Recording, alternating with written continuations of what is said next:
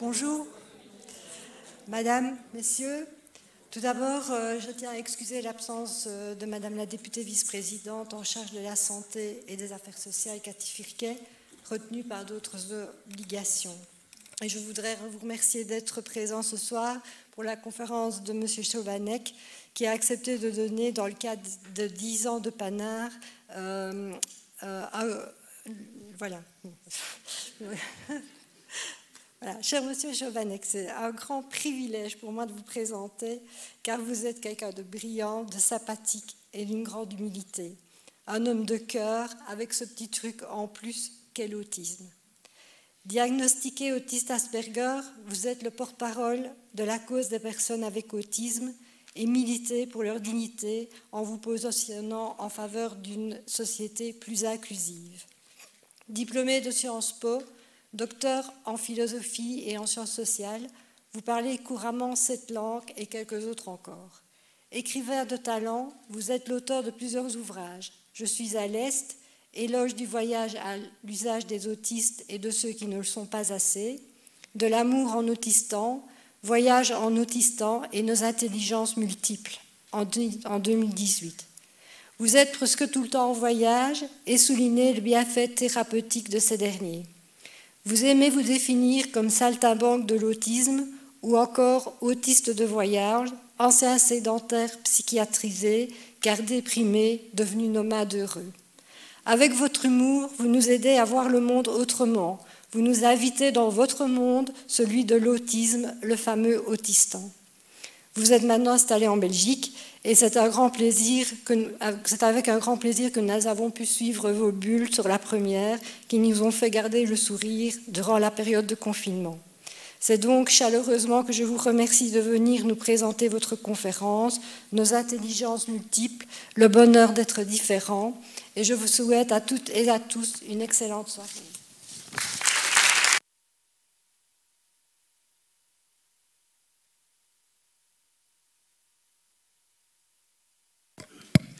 Merci à tout le monde. Bonjour à tout le monde. Je suis vraiment ravi de pouvoir partager avec vous ce moment. Mon dernier événement à Liège était en février 2020, avant la folie. Merci à vous d'avoir bravé les variants et autres situations embêtantes. En tout cas, donc je vous propose justement de commencer par une histoire qui fait rêver, une histoire qui peut-être fait planer et une histoire qu'il m'a été donné partiellement de suivre. Voici. L'histoire commence en mars 2020. Souvenons-nous, c'était la panique à bord, l'espèce de chape de plomb qui tombe et l'interruption du commerce international. Ça aura son importance pour la suite. Et voici qu'au mois de mars 2020, les hôpitaux ont fait l'inventaire de leurs appareils, notamment des appareils liés à l'oxygène, pour que donc les malades, les patients puissent quand même avoir un accès à l'oxygène. Alors ces machines, on en avait, mais on avait oublié quelque chose. C'est que dans ces énormes machines, il y avait une petite pièce. La petite pièce, la voici. C'est la pièce que le monsieur tient entre les mains. Cette petite pièce, alors, elle sert à mesurer la qualité de l'air expiré par le patient. Et on peut savoir s'il va bien ou s'il est en difficulté respiratoire. Alors, vous demandez sans doute où je veux en venir. Voici. Si vous agrandissez un peu cette pièce, vous voyez qu'elle a une particularité. Il y a un fil plus mince qu'un cheveu. La plupart des gens ne le voient même pas. Si ce soir, je vous montrais cette pièce, je pense que 9 personnes sur 10 présentes dans la salle ne verraient même pas le fil. Ce fil-là, il faut le tendre, il faut le souder aux 2 extrémités, sans le toucher évidemment, sinon vous le cassez. Et la panique était la suivante en mois de mars l'année dernière, qui va faire ces soudures? Avant, c'était de grosses machines quelque part en Chine, mais avec l'interruption du commerce, qui va le faire? On a sollicité plusieurs entreprises. elles ont capitulé. Et il se trouve qu'à l'une des réunions où on parlait de la détresse des hôpitaux, il y avait le responsable d'une ASBL où il y a 140 personnes handicapées. Et lui, par un curieux hasard, il s'est dit, et si jamais l'une des personnes de l'ASBL allait pouvoir faire face. Alors c'était un pari fou. Le directeur lui-même avait essayé de souder, il a raté. Et donc les 140 personnes handicapées successivement ont essayé de faire les soudures. Et il y en a une qui a réussi, une dénommée Anne. Alors, Anne est considérée comme déficiente intellectuelle. En tout cas, c'est une personne marginalisée dans notre société. Cette personne-là, eh bien, elle a réussi à faire la soudure du fil aux deux extrémités. Dès lors, pendant le printemps de l'année dernière, elle n'a fait que ça. Du matin au soir, voyez, elle soudait 400 composantes par jour. Voyez, et très humblement, dans la plus grande discrétion, elle a donc sauvé des milliers de vies. Et cette Anne, je l'ai rencontrée. À votre avis, comment est-ce qu'elle se présente à vous? Est-ce qu'elle dit « Je suis madame, je ne sais trop quoi, qui a sauvé des milliers de vies ?» Non, non, elle arrive, elle dit « Bonjour, c'est Anne. » Voyez. Alors pour Anne, il y a quelque chose de très important. C'est Youpi. Youpi, c'est son chien, évidemment, quoi. Et donc, pendant que Anne soudait, il y avait des gens éminents dans la société qui devaient veiller au bien-être de Youpi. Je trouve ça extraordinaire, quoi. Voyez. Donc, bon, bref, Anne, c'est elle, mais je n'ai pas voulu la photographier de face. Bon, bref, elle a le droit au respect de sa vie privée. Et il y a une chose très triste dans cette histoire. Je n'oserais pas dire publiquement combien Anne est payée, quoi. Je pense qu'il y aurait une vraie honte à avouer le montant tellement faible, voyez. Également, une chose que je n'oserais pas dire, c'est dans quelles conditions elle vit, comment elle est logée. En fait, elle n'a pas de logement. Heureusement que sa vieille maman est encore en vie, voyez. Et elle doit faire, ou du moins pendant ses heures de travail, lorsqu'elle travaille à souder les composants, elle devait faire 2 heures de trajet par jour, dont une bonne partie à pied, quoi. En hiver, ou du moins au printemps. Voyez. Donc ce sont toutes sortes de choses beaucoup plus tristes, mais qui font partie de l'aventure humaine. Voyez. Évidemment, on a tendance à retenir les belles histoires, et c'est très bien.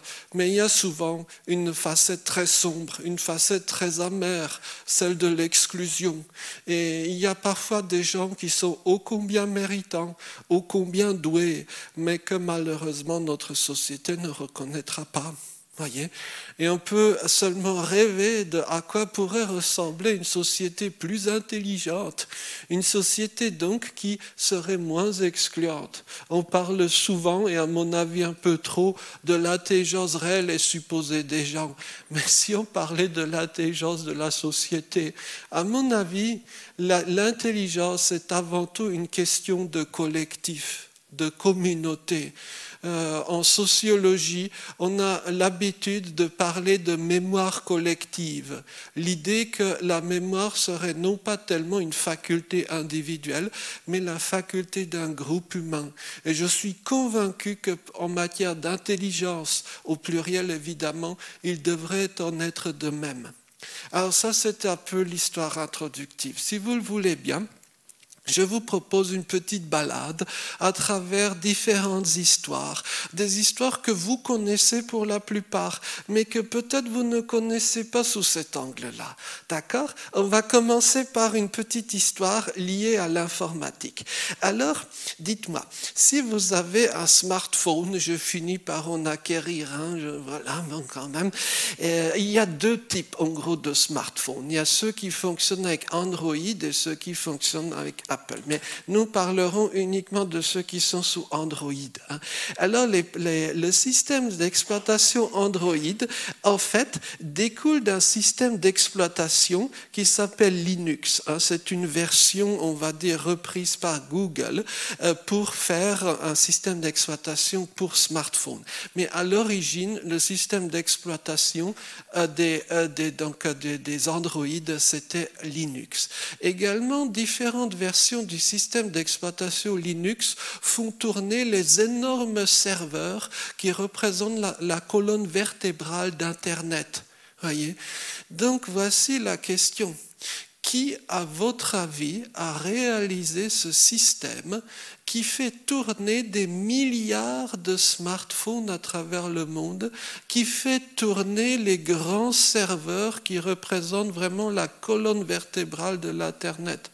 Ce bonhomme-là, le nom, vous l'avez peut-être entendu parler, c'est Linus Torvalds.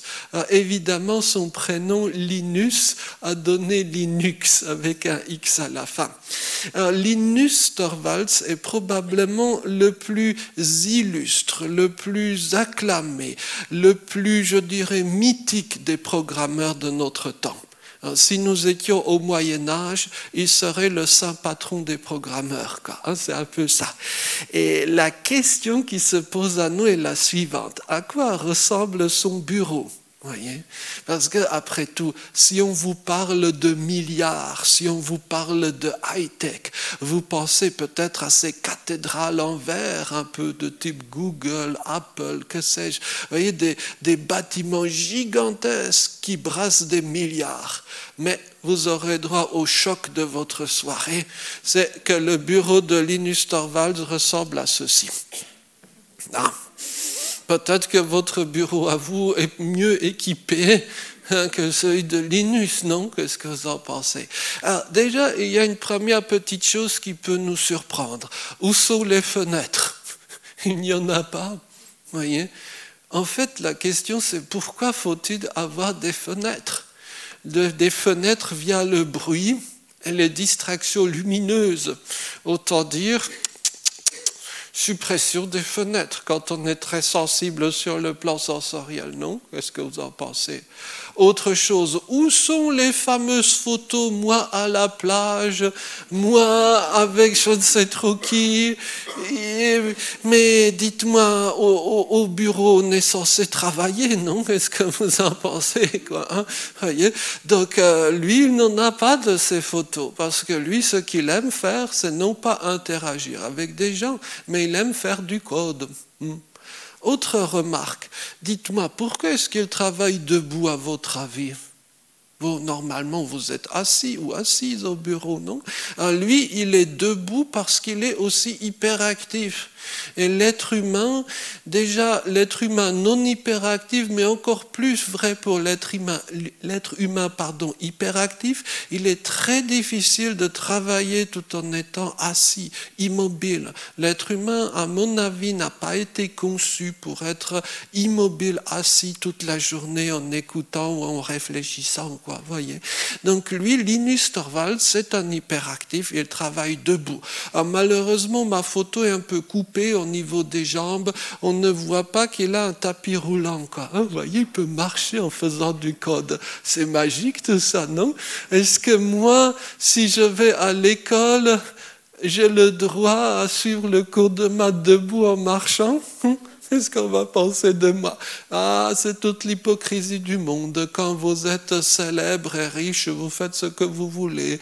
Quand vous êtes un enfant, vous n'avez quasiment aucun droit, quoi, hein? C'est comme ça, hein? Alors, autre remarque toujours par rapport à la photo. Dites-moi, que pensez-vous des PC qu'utilise l'informaticien le plus illustre de la Terre? C'est pourri, hein? Vous êtes sans doute mieux équipé que lui. Pourquoi cela? La raison est très simple, c'est que si vous utilisez des PC très puissants, ils chaufferont beaucoup. Vous devrez utiliser des ventilateurs puissants pour les refroidir. Et lui, justement, il est très sensible au bruit, donc il déteste les bruits de ventilation, comme d'ailleurs beaucoup de gens à l'oreille très fine, voyez. Et donc, si vous utilisez un vieux PC qui ne chauffe pas beaucoup, eh bien, il n'aura sans doute pas besoin de ventilation. C'est joliment dit, tout ça. Mais je ne vous recommande pas de regarder les quelques vidéos de Linus Torvalds sur Internet. Pourquoi? Parce que c'est pénible à voir. Et ça fait même un peu mal au cœur. Linus Torvalds est génialement doué pour faire du code. Mais par contre, faire des phrases, c'est pas trop lui, quoi. Et il en est conscient, quoi. Il dit que lui-même qu'il n'est pas fait pour les interactions sociales. Et c'est là que ça nous donne à réfléchir sur la nature de ce concept d'intelligence. Oui, on peut être une personne extrêmement créative, même génialement douée dans toutes sortes de domaines, mais ne pas savoir construire une phrase qui tienne la route, voyez. Ce sont deux choses différentes. Et ça, cette problématique, on la retrouve à travers les handicaps. C'est tout à fait intéressant. Mais bon, continuons. Là, je dirais, là où on arrive vraiment dans une phase qui pourrait nous donner à réfléchir, c'est en fait la nouveauté fondamentale et radicale du système d'exploitation Linux. C'est ce qu'on appelle le logiciel libre. Alors pour faire simple, il y a deux types de logiciels. Il y a les logiciels qu'on appelle propriétaires, qui sont propriétés d'une entreprise, généralement, alors exemple Windows. Et ensuite, il y a les logiciels libres. Les logiciels libres sont disponibles gratuitement et vous pouvez regarder, éditer le code source. Voyez. Alors voici la question. Qui donc accepterait de travailler gratuitement et mettre à disposition gratuitement le fruit de son travail? Des autistes, comme Linus Torvalds. Et en fait, c'est la candeur autistique de Linus Torvalds qui a bien malgré lui créé la catégorie de logiciel libre. Voyez. Et le logiciel libre, en quelque sorte, est une révolution parce que vous pouvez savoir exactement ce qui se passe dans le logiciel. Voyez. Vous savez qu'il n'y a pas, par exemple, de code caché qui envoie vos données à je ne sais trop qui. Voyez. Donc ça, en termes de sécurité informatique, c'était une révolution, d'où le succès précisément de son œuvre. Alors, à la fin d'une interview, des journalistes ont demandé à Linus Torvalds, votre œuvre, votre travail a été repris par de grandes entreprises comme Google, qui ont gagné des milliards sur ce que vous avez fait, et vous n'avez rien eu. Est-ce que ça ne vous agace pas? N'importe qui d'autre aurait dit « Les salauds, les milliards sont à moi, je les traînerai en justice, j'aurai les sous. » Linus, non, il répond « Oh, j'ai de quoi vivre. » Voyez, très intéressant comme rapport par rapport à l'argent et rapport par rapport, je dirais, aux petites gloires de ce monde. Bref, alors, quand on y réfléchit un petit peu, ces choses-là faites gracieusement, gratuitement par des gens, est-ce que vous en connaissez d'autres? Peut-être des choses que vous utilisez au quotidien. Si, il y a quelque chose que vous utilisez peut-être au quotidien, c'est Wikipédia. Est-ce que vous vous êtes demandé comment est-ce que Wikipédia peut exister? Les gens qui écrivent Wikipédia travaillent gratuitement et anonymement. Économiquement, c'est une absurdité. Ça ne devrait pas exister, ça. Moi, pardonnez, mais il y a de longues années, j'avais suivi vaguement quelques études d'économie et on m'avait parlé du modèle rationnel, ça s'appelait comme ça, modèle rationnel de l'être humain, quoi. Et on dit que le modèle de l'être humain utilisé en économie, ce qu'on appelle Homo economicus, c'est une entité qui maximise son propre profit. En d'autres termes, qui est super égoïste, pour le dire un peu plus directement. Mais ici, visiblement, ça ne marche pas, parce qu'on a des gens qui travaillent gratuitement et anonymement, et qui consacrent parfois leur vie à ça. Et quand on y réfléchit bien, on comprend pourquoi Madame Kardashian n'est pas administratrice de Wikipédia? Parce que pour être administratrice de Wikipédia, il faut accepter de travailler bénévolement, anonymement et avoir des choses à dire. Hein. Ça restreint un peu le pool disponible. Hein. Voyez. Par contre, j'ai la chance d'avoir des amis dans ce cas de figure. Hein. Des gens qui consacrent vraiment leur vie à cela. Et pour le plaisir et l'illustration, j'ai 2 images de Wikipédia à vous montrer. Et on va voir qui va reconnaître. Voici l'une des versions de Wikipédia. Et est-ce que quelqu'un sait reconnaître la langue? Dans quelle langue c'est? Pardon? Non, regardez bien les lettres. C'est pire que ça. C'est du vieux slavon liturgique. Voyez? Et d'ailleurs, je n'ai pas de pointeur, mais si vous regardez la première ligne, le dernier caractère, ça sont des caractères extrêmement archaïques, ou alors dans le 2e paragraphe, ce sont des caractères extrêmement archaïques, quoi. Hein. Et ça, c'est la page de garde de Wikipédia en vieux slavon liturgique, quoi. Hein. Qui écrit Wikipédia en vieux slavon liturgique, quoi, hein? Et franchement, et aussi une autre version de Wikipédia, c'est Wikipédia en vieil anglais. Non, le vieil anglais, c'est pas Shakespeare. Hein. Shakespeare, c'est déjà de l'anglais moderne. Hein. Le vieil anglais, voici, c'est cela, quoi. Hein. Alors, avec toutes sortes de caractères étranges, bref. Et donc, il y a quelqu'un qui écrit Wikipédia en vieil anglais. Il se trouve que je sais de qui c'est. Hein. Et ce bonhomme-là, il a vécu en sans-abri pendant un certain temps. Il n'est plus sans-abri parce qu'il y a de la solidarité, etc. Mais il a été sans-abri et il rôdait dans les fourrés autour de l'université de Oxford. Pourquoi Oxford, évidemment? Il n'est pas anglais d'origine en plus, mais il était tellement fasciné par ce côté vieil anglais, quoi. Et comme évidemment il n'a pas été accepté à l'université, il rôdait un peu autour de l'université d'Oxford et il a vécu, je crois, 2 ans dans une tente comme ça. Hein. C'est très impressionnant, quoi, hein. Moi, ça me fait toujours penser, alors vous excuserez ce clin d'œil, ça me fait penser à l'une des histoires célèbres du Talmud. Hein. C'était l'histoire donc d'un rabbin qui allait devenir très illustre par la suite, mais quand il était jeune homme, il était sans le sou, quoi. Hein. Et donc, ce qu'il faisait pour écouter les cours, malgré tout, parce que les cours étaient payants, hein, donc ce qu'il faisait, c'est qu'il grimpait sur le toit, quoi, et essayait d'écouter à travers le toit, hein, le cours du prof, quoi, jusqu'à ce qu'un jour on le remarque et on le fasse entrer, quoi. Hein, voyez. Elles sont des histoires tout à fait extraordinaires. Bon, soit dit au passage, je suis convaincu qu'à peu près tous les rabbins du Talmud avaient leurs particularités, quoi. Hein. Mais bon, ça sera pour une autre fois, quoi. Hein. Donc, heureusement que nous avons des gens bizarres, quoi, qui écrivent, par exemple, Wikipédia, quoi, hein, voyez. Donc là, on commence à voir à quel point nous, en tant que société humaine, avons besoin de gens qui ne sont pas rationnels au sens, on va dire, économiquement rentable du terme, hein, de gens bizarres, si vous préférez. Ici, j'ai une autre histoire à partager avec vous. Voici une image qui peut-être vous laissera de marbre, mais il y a quelques jours, je l'ai montrée à des dirigeants de Accenture. Peut-être que vous connaissez Accenture, c'est une grande boîte américaine de conseil, de management.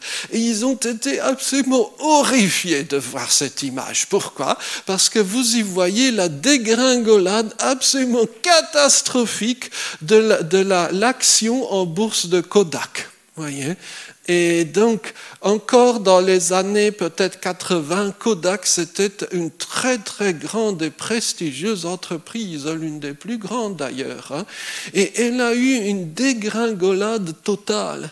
Alors, à cela, il y a eu toutes sortes de raisons, on ne va pas en discuter aujourd'hui, mais l'une des raisons fondamentales, c'est que Kodak n'avait pas du tout anticipé le tournant numérique, quoi, hein, donc ils se sont effondrés. Alors, normalement, si j'ose dire, quand une entreprise est en difficulté économique, qu'est-ce qu'elle fait d'abord ? Soyons honnêtes, malheureusement, soyons honnêtes. Elle licencie d'abord les personnes handicapées, quoi. Ouais, c'est un peu ce qui se passe. Sauf que Kodak, ils ont raisonné à l'inverse. Ils ont viré les personnes non handicapées. Et pourquoi cela ? Eh bien, c'est une jolie petite histoire à vous raconter. Il y a quelques années de cela, j'étais au siège de Kodak. Et j'ai rencontré un jeune homme autiste totalement non-verbal. C'est-à-dire, il ne disait mais vraiment pas un mot. Il ne m'a pas dit bonjour ni rien.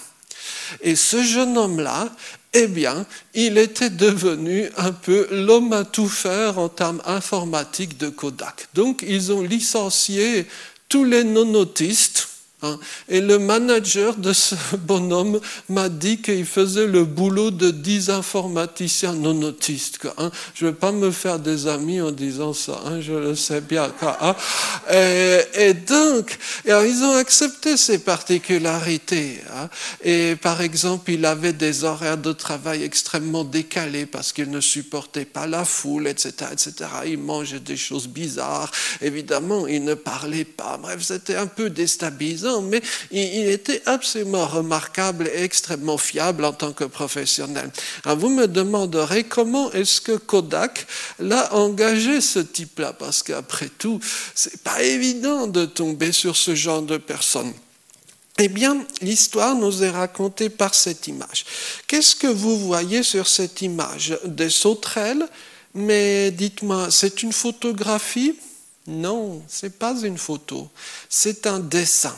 C'est un dessin réalisé justement par ce jeune homme dont je viens de vous parler. En fait, il a depuis sa tendre enfance une passion pour les sauterelles, pour ce genre d'insectes-là. Et il les dessine avec une précision photographique. Et les gens de Kodak, un jour, avaient vu ces dessins. Et ils se sont dit, mais zut alors, voilà un type qui dessine avec plus de précision que nous, nos appareils et nos pellicules photographiques savent rendre. Et donc, ils l'ont engagé un peu par défi, quoi. Et suite à cela, eh bien, son histoire a commencé. Et je peux vous dire qu'au siège de Kodak, eh bien, il y a partout sur les murs les dessins de notre jeune camarade. Voyez. Donc là encore, méfions-nous des visions un peu rapides de l'intelligence. Si une personne est différente de nous, ça ne veut pas dire qu'elle soit bête. Voyez. On a, surtout dans nos sociétés occidentales, tendance à juger l'intelligence des gens en fonction du flot de paroles que cette personne produit. Réfléchissons un instant. Qu'est-ce qu'on appelle une personne brillante ?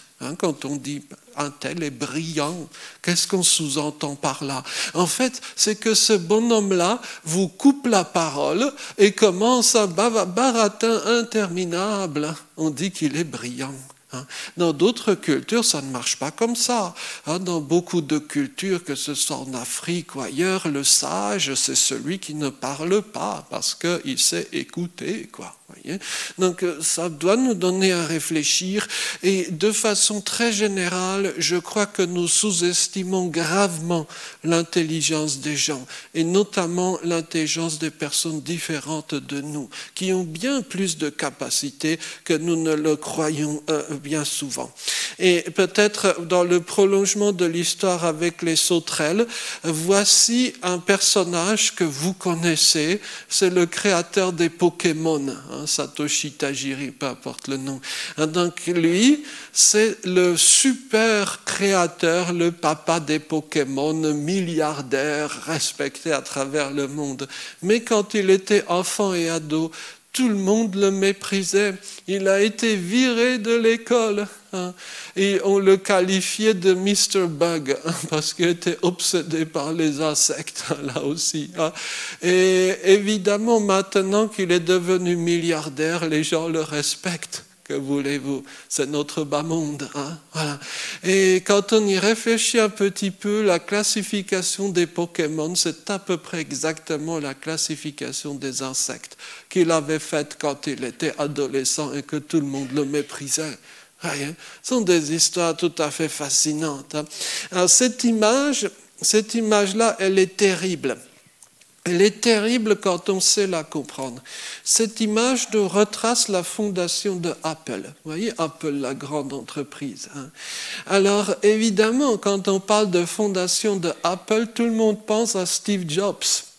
Et Steve Jobs, vous l'avez sans doute reconnu, c'est lui-là, en plus jeune, évidemment, sur l'image. Alors, Steve Jobs, inutile de le présenter. Charisme fou, manager de génie, il avait des idées, comme diraient les anglophones, visionnaires. Mais ce n'est pas lui qui faisait les soudures. Voyez, il était nul en informatique. Eh oui, voyez. Alors, qui faisait les soudures? Mais c'est l'autre bonhomme. Alors, par le hasard des choses, l'autre s'appelle aussi Steve. Mais à moins que vous ne soyez passionné d'informatique, je pense que vous ne le connaissez pas. Il s'appelle Steve Wozniak. Alors soyons honnêtes entre nous. Quelle entreprise aujourd'hui engagerait l'autre Steve? Voyez, politiquement correct de côté. Honnêtement, et il fait plus peur qu'autre chose, quoi. Et le coup de génie de Steve Jobs avait été justement de prendre à ses côtés l'autre Steve. Et c'est ensemble qu'ils ont fait la fameuse équipe qui a réussi.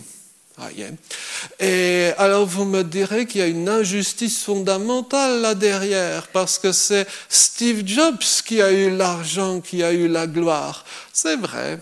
Mais l'autre Steve, eh bien, il a eu sa passion, il a eu son bonheur. Et aujourd'hui, Steve Jobs est mort, tandis que le deuxième Steve est bel et bien en vie et il continue ses bricolages. Voyez ?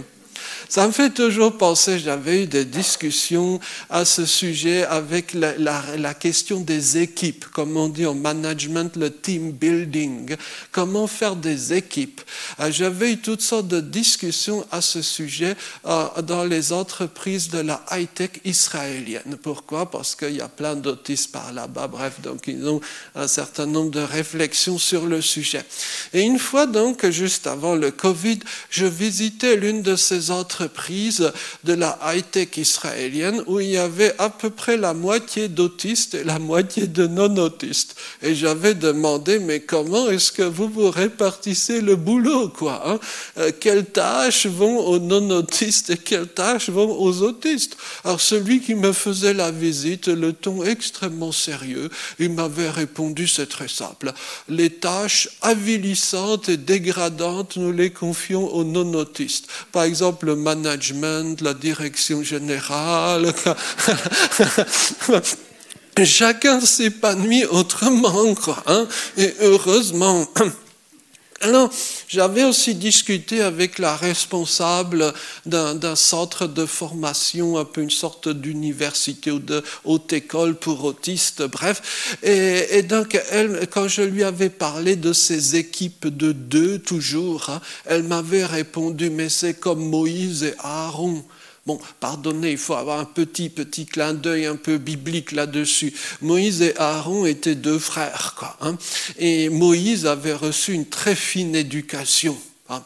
Et sauf qu'il avait un problème, il avait un handicap. Alors souvent, on dit qu'il était bègue, mais ce n'est pas exactement ce que dit le texte. Le texte dit que sa bouche et sa langue étaient lourdes. C'est après comment vous l'interprétez, ça je ne sais pas. Mais donc il avait un handicap. Moïse avait un handicap. Il ne savait pas parler aux gens. Les gens ne l'écoutent pas. C'est ce qu'il dit d'ailleurs. Il s'en plaint, quoi.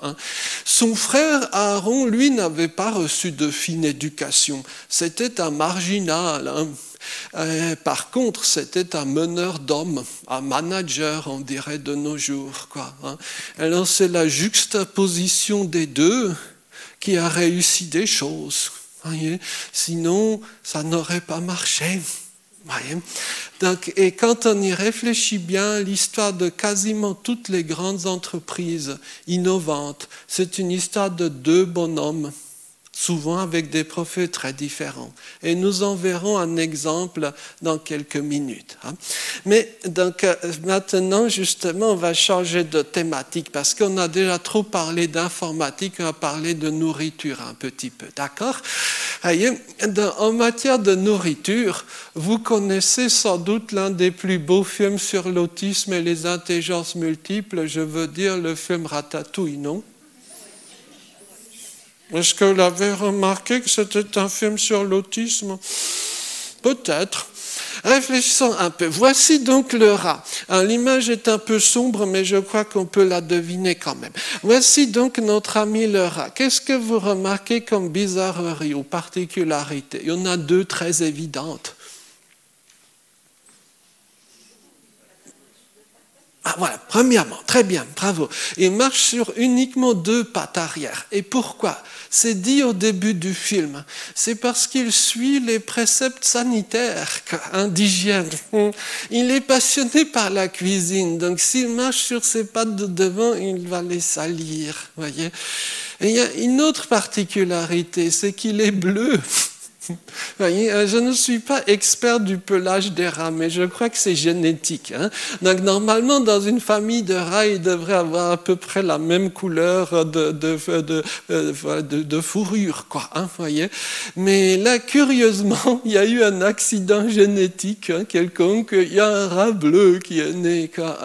Alors, pour les spectateurs américains, le clin d'œil est évident. Le bleu est la couleur de l'autisme. Mais bon, bref. Donc, il y a quelques petits clins d'œil qui devrait nous mettre la puce à l'oreille, comme disent les non-autistes. Alors, notre ami le rat, qu'est-ce qu'il aime faire? Eh bien, il a un centre d'intérêt dominant. Chez les gens autistes, c'est comme ça. Il y a un centre d'intérêt spécifique auquel la personne consacre sa vie. Et ici, le centre d'intérêt spécifique, c'est évidemment la cuisine, ou plus précisément, les émissions du regretté chef Gusteau. Et notre ami le rat regarde avec passion les émissions culinaires du chef Gusteau. Et quand il s'adonne à son centre d'intérêt, regardez la félicité qui se lit sur son visage. Voilà. Donc si vous voulez rendre des autistes heureux, suivez le guide. Si j'ose faire ce petit clin d'œil, le chef Gusteau parle de cuisine avec la même régularité que Greta Thunberg parle du changement climatique, c'est-à-dire tout le temps. Et petit à petit, je vous passe les années d'apprentissage et toutes sortes de difficultés. Notre ami le rat, eh bien, il acquiert les compétences et il fait sa fameuse recette. Voici la ratatouille autiste. Quand les non-autistes font une ratatouille, pardon, mais c'est dégueulasse, C'est un mélange d'un peu tout et n'importe quoi. La ratatouille autiste, non. Ce sont des rondelles parfaitement régulières, disposées de façon régulière et avec un code de couleur tout à fait régulier. Cette recette-là, personne n'y avait pensé et c'est cette recette qui fait le succès de notre petit chef, Alors, vous me direz, c'est un film, oui, mais il m'a été donné de vivre ce genre de situation dans la vraie vie. Il y a quelques années, on avait collecté auprès des familles qui ont un enfant autiste leurs recettes de cuisine. Et on en avait fait un livre de recettes de cuisine autiste. Et des chefs mondialement connus, avec je ne sais combien de décennies de métier derrière eux, m'ont dit, mais telle ou telle recette, on n'y avait jamais pensé. Voyez. Alors, il y a quelque chose que je vous ai caché dans le film, je vais le dire très rapidement. Il y a une deuxième figure, un deuxième personnage bizarre dans le film. C'est le fameux commis de cuisine, si vous vous en souvenez. Lui aussi, il est bizarre. Il est humain, mais bizarre. Il casse tout. Sur le plan social, il est extrêmement maladroit. Bref, et c'est la rencontre entre les deux types bizarres qui permet au film de démarrer. Et c'est le handicap qui les réunit. Voyez, et c'est souvent le cas. Le handicap peut réunir des gens. Et juste comme ça, une petite question aussi, en clin d'œil à nos amis, les interprètes en langue des signes, lors des périodes de conflit. Et ça a été très bien documenté en Irlande du Nord, lors de cette guerre qui a duré si longtemps en Irlande du Nord. Quel était le seul groupe humain qui n'a pas été fragmenté par cette guerre? C'était le monde des sourds et malentendants, quoi. Vous voyez, c'est tout à fait étonnant, qui ont su garder les liens, quoi, malgré, je veux dire, le contexte terrifiant de l'époque. Alors vous me direz, tout ça c'est bien joli, la radatoyotisme, mais concrètement, nous qui vivons dans le monde réel, à quoi ça rime pour nous? Je vais vous dire une petite histoire. Et avant cela, un petit sondage. Oh, excusez, non, j'ai perdu l'image. Oh non, c'est pas bien, je vous promets des choses. Ensuite, je suis incapable. Voyez, je suis devenu comme les hommes politiques, je vous promets des choses. Et puis, oh, pardon. Est-ce que là, il y aura ça? Oh, je suis vraiment désolé, j'ai perdu l'image. Peut-être qu'il y aura là quelque chose. Oh, j'aurais dû mieux préparer. Non, oui, c'est bon, on va se rattraper comme ça. Donc, voici notre sondage. Ce soir, nous sommes invités au restaurant. Mais comme nous vivons en démocratie, nous avons le choix. C'est aux frais de la princesse, nous sommes d'accord. Donc, vous avez le choix entre ce restaurant-ci et ce restaurant-là. Lequel préférez-vous et pourquoi?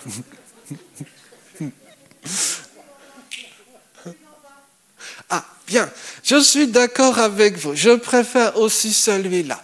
Est-ce que vous avez une idée pourquoi? Est-ce que vous souhaitez nous le dire? Parce que moi, je mange difficilement des choses. Il y a plein de choses que je ne sais pas manger. Là, on peut choisir. Tout à fait. Je suis absolument sur la même longueur d'onde que vous. Ici, c'est concret. Vous voyez ce que vous allez manger. C'est mieux que des pictogrammes. Ici, concrètement, vous êtes face à la nourriture. Par contre, dans ce restaurant-là, vous recevrez un menu long comme un jour sans pain et il y aura marqué délices de 3 canards ou 8 sauces. Je veux juste manger, quoi. D'accord. Autre aspect, autre raison pour laquelle je préfère ce restaurant-là, c'est qu'ici, il n'y a qu'un seul obstacle, c'est la caissière. Une fois que vous avez surmonté l'obstacle de la caissière, vous êtes tranquille. Par contre, dans ce restaurant-là, il y a un type qui va vous harceler constamment. Désirez-vous ceci, cela? La paix, quoi. Je désire la paix, quoi. Voilà. Donc, autre aspect des choses, si vous mangez dans ce restaurant-là, ça va durer longtemps, quoi. Et vous devrez faire la conversation. Si vous commencez à parler de votre collection de batteries russes du 19e siècle, ça ne va peut-être pas bien marcher, quoi. Voilà. Autre aspect des choses, je ne sais pas ce que vous aimez manger, quoi. Mais quand j'étais enfant, la seule chose que je pouvais vaguement manger dans un restaurant, c'était les spaghettis au sucre. Et donc j'avais ma combine. Je prenais une assiette blanche, je mettais du sucre blanc dessus et les spaghettis par-dessus. Ça passait en spaghetti nature, quoi. Par contre, dans ce restaurant-là, essayez de commander des spaghettis au sucre. D'ailleurs, je vous fais une suggestion, si vous allez en Italie, dans un vrai restaurant italien, ne commandez jamais des spaghettis con zucchero, parce que ça fait l'effet d'une bombe dans le restaurant. Donc, moralité de l'histoire, il vaut mieux savoir où on va manger et ce qu'on va manger. Tout cela pour vous préparer à la question suivante. Vous connaissez ce genre d'établissement? Est-ce que vous savez qui l'a fondé? Qui a fondé McDonald's? Et ça, cette question-là devrait nous mettre mal à l'aise. McDonald's est une très grande entreprise. Normalement, tout le monde connaît les fondateurs des très grandes entreprises. Tout le monde sait, au moins partiellement, qui a fondé Microsoft. Tout le monde sait qui a fondé, mettons, Apple ou Amazon ou que sais-je. Voyez, mais les gens semblent totalement ignorer qui a fondé McDonald's. Et j'ai même posé la question à des managers de McDonald's. Ils étaient incapables de me répondre. Voyez. Alors, pourquoi cela? Eh bien, il y a une histoire là derrière, une histoire de handicap.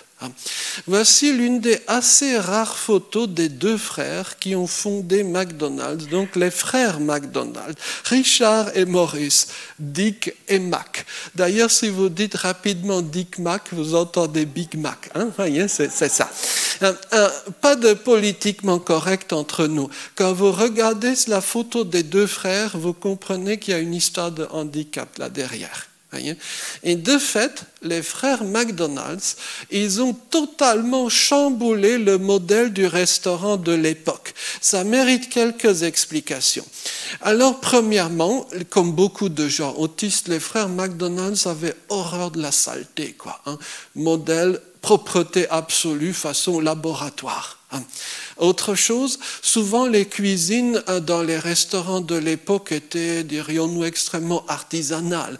Eux, ils l'ont transformé en imitant le modèle de la chaîne d'assemblage automobile.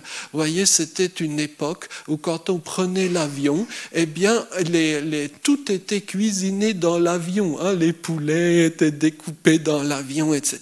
Bon, aujourd'hui, c'est impensable, évidemment. Autre chose aussi, comme beaucoup de gens autistes, les frères McDonald's étaient déstabilisés par les longs menus, quoi. Donc, ils ont restreint le menu à 3 éléments. Le burger, le jus d'orange et les frites. Voyez, là, au moins, on peut se repérer, quoi. Et le fameux nombre 15 est en fait dû à l'addition des prix. Un burger 10 cents, jus d'orange 5 cents, et puis frites gratuites, quoi. C'était ça le modèle du tout premier restaurant. Autre chose plus révolutionnaire encore. Souvenez-vous, quand on a parlé du restaurant luxueux, l'un des grands problèmes, pardon de le dire, j'espère que je n'offenserai personne, ce sont les serveurs, quoi. Parce qu'il faut interagir avec eux. C'est ce que les non-autistes recherchent d'ailleurs. Pourquoi les non-autistes aiment tellement aller au restaurant? Pas pour socialiser, quoi. Pas tellement pour manger. Voyez. Et donc, dans les restaurants américains de l'époque, quand vous arriviez en voiture, il y avait tout de suite une nuée de serveurs, généralement plutôt de serveuses d'ailleurs, qui vous demandaient ce que vous souhaitiez, etc., qui essayaient de vous pousser à acheter les choses les plus chères. Les frères McDonald's ont supprimé les serveurs. Voyez. Alors ce restaurant nouveau devait faire faillite. Ça allait à l'encontre de toutes les règles de bon fonctionnement d'un restaurant. Ben non, il a eu un succès fou. Et alors, à votre avis, qu'ont fait les frères McDonald's? Ils l'ont abandonné. Ils l'ont cédé pour une bouchée de pain à un investisseur, un dénommé Ray Kroc, qui en a fait la multinationale que l'on sait. Et justement, si l'entreprise ne parle pas de ces deux fondateurs, c'est parce qu'ils ont abandonné leur entreprise. Et vers la fin de sa vie, on avait demandé à l'un des deux frères pourquoi est-ce qu'il avait abandonné ce qui allait devenir l'une des grandes multinationales. Et il avait répondu, je ne le regrette pas, être patron d'une multinationale, ça donne des maux du ventre. Très réaliste. Et quelle justesse de vue, soit dit au passage. Donc vous voyez, le monde est plein de petits mystères. Et avant de clore sur McDonald's, juste une petite anecdote. Jusqu'à une époque récente, j'étais convaincu que McDonald's, c'était le maréchal d'Empire qui avait combattu sous Napoléon, quoi. Et donc quand des gens parlaient de McDonald's, je pensais que c'était des passionnés d'histoire militaire. Et j'ajoutais tout de suite différents détails liés à je ne sais quelle bataille. Oui, il y a des malentendus assez lourds dans la vie, mais bon, passons. Alors, donc maintenant, puisque le temps est presque écoulé, j'ai une petite dernière histoire à partager avec vous, et puis ensuite on aura la conclusion. Alors, cette petite histoire que je m'appelle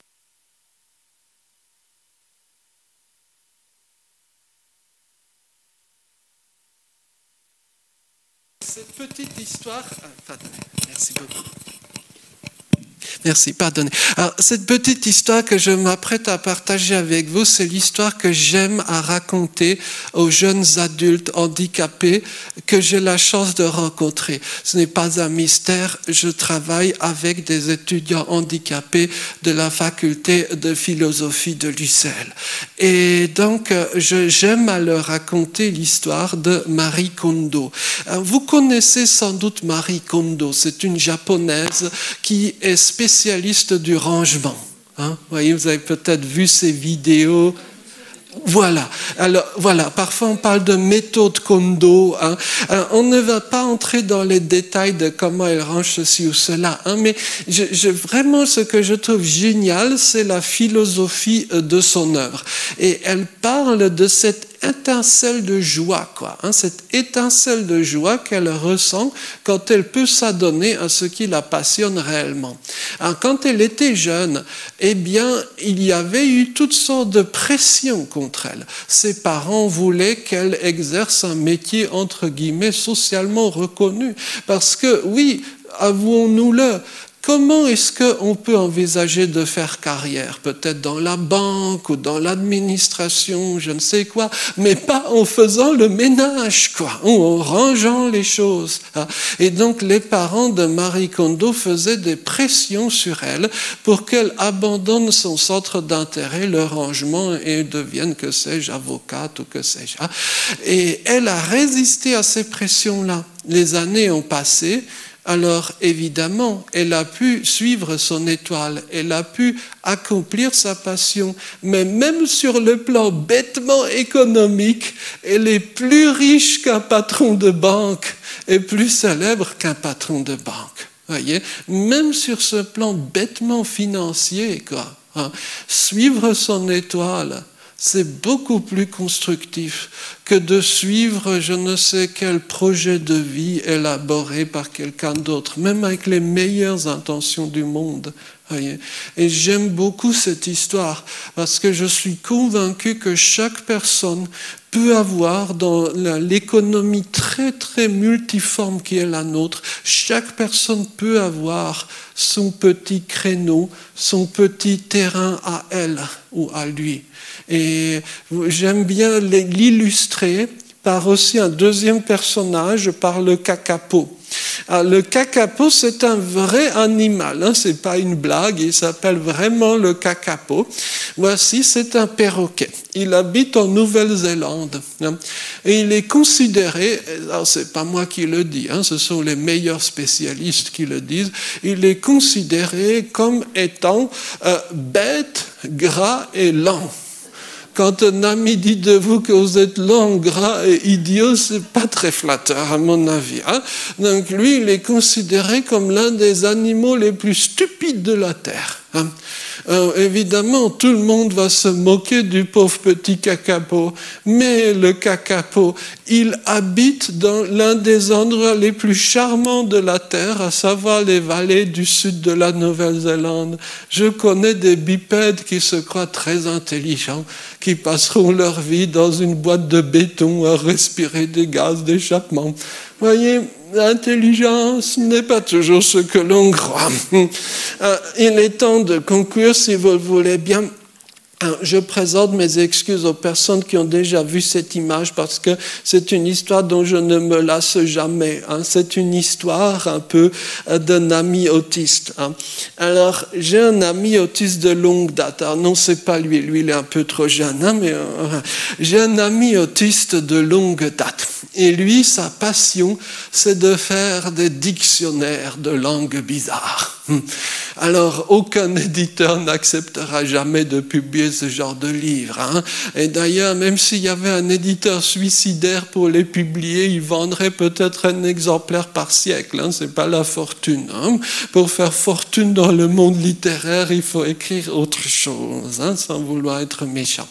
Alors, pendant toutes ces années, je me faisais des soucis pour mon ami. Je me disais, mais comment est-ce qu'il va faire pour ne pas finir à la rue ? Comment est-ce qu'il va faire peut-être pour que dans une phase de dépression, il ne se suicide pas? Voyez, mais Dame Fortune a fini par sourire à mon ami. Il a trouvé un job. Comment a-t-il fait? Il l'a fait à la façon autiste. Hein. Je dis parfois aux gens, pardon, sont des conseils un petit peu, il faut le prendre à la rigolade. Hein. Je dis parfois aux gens de ne pas faire des études de lettres anglaises ou de management. Pourquoi? Parce que dans l'auditoire, il y aura 2000 autres personnes. Hein. Ça sera dur à gérer. Et quand vous chercherez un job, vous aurez autant de concurrents. Oui. Faites des études de vieil Éthiopien. En vieil Éthiopien, vous serez seul avec le prof. Hein? Un prof ravi d'avoir enfin un étudiant après je ne sais combien d'années, et un prof qui sera au moins aussi bizarre que vous. Hein? Et donc il croira que vous êtes normal. Hein?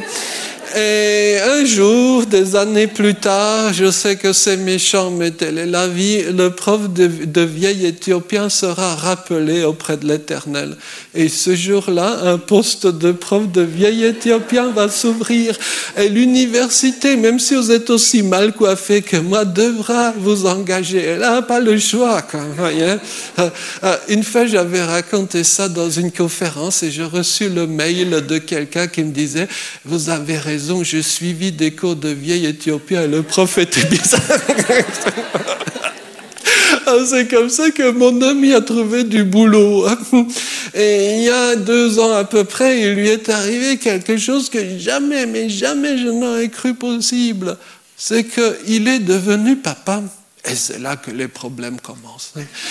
À la naissance de son enfant, donc de son fils, que voici, une pensée terrifiante a envahi l'esprit de mon ami. Et si jamais son enfant n'était pas autiste? Imaginez la détresse, hein, je demande pardon aux interprètes en langue des signes, imaginez la détresse d'avoir à la maison un enfant qui ne s'intéresse ni à la morphosyntaxe du proto-élamite oriental, ni à la formation de l'aorus sigmatique en sanskrit védique et qui veut regarder la télé. Mais comment est-ce qu'on peut éduquer un tel enfant? Donc, dans un moment de grande inquiétude, mon ami a pris cette photo, il me l'a envoyée et j'ai transféré la photo à d'autres camarades autistes. Et après examen de la photo, il semblerait que le tout petit ait déjà le regard autiste. Ouf, les parents sont soulagés. Bon, en fait, quand on connaît un peu le profil des 2 parents, il y a très peu de risques hein, qu'il en soit autrement. Hein, comme on le dirait un peu trivialement, les chiens ne font pas de chats. Hein, c'est un peu ça, quoi. Hein. Voilà. En tout cas, je suis à peu près certain que mon ami, donc le papa, sera un bien plus fiable et peut-être meilleur papa que beaucoup de gens qui croient être normaux. Et comme mon temps est déjà écoulé, je vous propose juste une toute dernière phrase, une phrase que j'aime beaucoup. C'est une phrase qui est tirée de la Constitution suisse. Plus précisément, c'est le dernier préambule, la dernière phrase du préambule de la Constitution suisse. Et dans sa version française, elle s'énonce comme suit: la force de la communauté se mesure au bien-être du plus faible de ses membres. Merci beaucoup.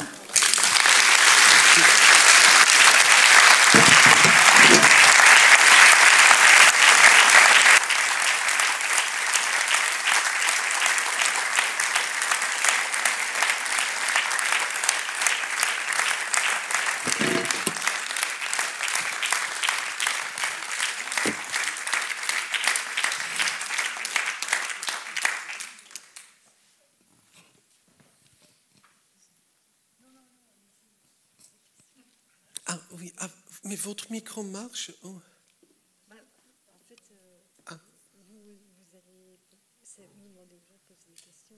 Ah, d'accord. C'est pas moi qui les pose. Ah, d'accord. Ou bien alors vous continuez. Mais je pensais que c'était les gens qui posent. Oh. Oui, c'était. Mais vous pouvez continuer alors. D'accord. Non. Mais pardonnez, j'ai commis l'une de mes gaffes. Et je pensais que c'était vous qui posiez des questions. Là, on me dit que c'est moi qui dois poser des questions. D'accord.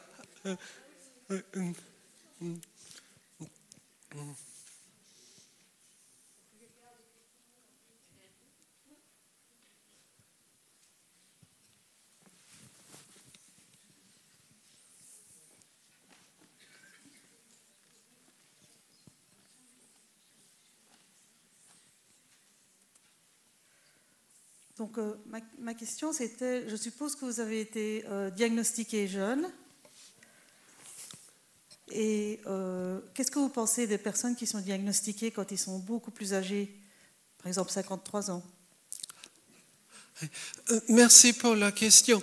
Alors, j'ai en effet été diagnostiqué, on va dire, plus tôt que la plupart des adultes d'Europe, mais quand même, j'étais déjà adulte. Oui. Donc j'ai été, on va dire, avant que l'autisme ne devienne, on va dire, connu du grand public, mais c'était déjà trop tard. Quand j'étais enfant, j'avais eu toutes sortes de pseudo-diagnostics qui n'étaient pas forcément faux, mais qui étaient très incomplets. Par exemple, comme j'avais de gros problèmes alimentaires, j'étais diagnostiqué anorexique, ce qui était vrai matériellement, mais ce n'était qu'une partie, on va dire, de la question, vous voyez. Et on pourrait continuer la liste, mais peu importe. Mais en tout cas, j'allais dire, ce défi du diagnostic adulte, et surtout, je dis, du diagnostic grand adulte. Pour moi, grand adulte, ça veut dire des adultes qui n'ont plus, on va dire, leurs parents à proximité immédiate, quoi. C'est un peu comme ça ma terminologie. C'est un vrai défi. Alors, pas parce que ce serait médicalement compliqué, ce n'est pas vrai, mais simplement comme on a totalement négligé la question de l'autisme à l'âge adulte pendant des décennies, on a un phénomène de rattrapage absolument terrifiant devant nous, quoi. Et je constate aussi que beaucoup de professionnels négligent totalement la question des seniors autistes. Vous n'en entendrez jamais parler d'ailleurs. Vous pouvez aller à tous les événements de la Terre, même en Amérique, sur ces sujets, on ne parle jamais, pour ainsi dire, des seniors autistes. Pourtant, il y en a, et j'en connais. Mais voyez, ça fait partie un peu des choses à découvrir, à parcourir. Et je me dis qu'il n'y a pas d'âge pour être peut-être diagnostiqué. Et même, par exemple, quand on est diagnostiqué à 84 ans, comme l'un de mes amis, eh bien, non seulement on a encore des belles choses à faire dans la vie, mais aussi ça permet à toute la famille de mieux comprendre les choses. Voyez, en matière d'autisme, je ne dirais pas que la transmission est parfaitement mathématique, mais elle existe. S'il y a quelqu'un d'autiste dans la famille, c'est que très probablement, si vous creusez un petit peu, vous en trouverez d'autres. Et ça permet parfois de comprendre des histoires très anciennes qu'on a déjà un peu oubliées. Et ça permet aussi d'aider d'autres membres de la famille. Donc oui, le diagnostic est utile à tout âge. Mais voyez-vous, on a parlé de l'autisme, mais à peu près les mêmes remarques devraient être faites sur d'autres particularités que l'on découvre peu à peu. Alors, hyperactivité, particularité 10.